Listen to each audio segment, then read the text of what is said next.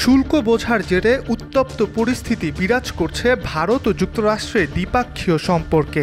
মহাদেশীয় পরাশক্তি ও প্রতিবেশী চীনের সাথেও সম্পর্কের টানাপোড়েন চলছে ভারতের। তবে এর মাঝেই ভারতকে স্বস্তির খবর দিল চীন।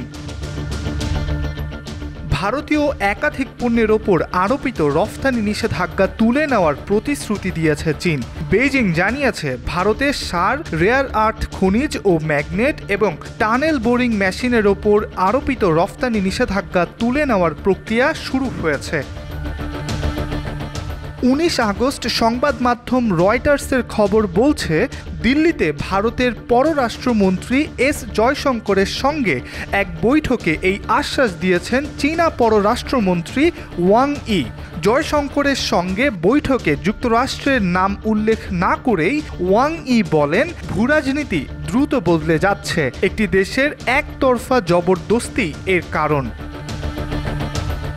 চলতি বছরের এপ্রিলে হঠাৎ করেই ভারতে রফতানি নিষেধাজ্ঞা আরোপ করে চীন।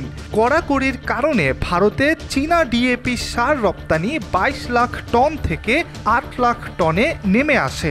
একইভাবে গুরুত্বপূর্ণ অবকাঠামো প্রকল্পে ব্যবহৃত টানেল বোরিং মেশিন চীন আটকে দিয়েছিল, যা এই খাতকে ঝুঁকির মধ্যে ফেলেছিল। চীন থেকে ভারতের রপ্তানি হওয়া রেয়ার আর্থ পণ্যের মধ্যে রয়েছে wind turbine, EV vehicle, motor ও এয়ারস্পেস টেকনোলজি সহ বিভিন্ন যন্ত্রপাতি। ফলে ঝুঁকিতে পড়েছিল ভারতীয় অটো উৎপাদন খাত। তবে বেইজিং এই 3টি রফতানি পণ্যের বিষয়ে ভারতীয় অনুরোধের প্রেক্ষিতে ব্যবস্থা নিয়েছে। এরই মধ্যে চীন থেকে সার রফতানিও শুরু হয়েছে। ফলে এখন ভারতের কারখানাগুলোতে তাৎক্ষণিক সাপ্লাই শক কাটবে বলে মনে করছেন সংশ্লিষ্টরা।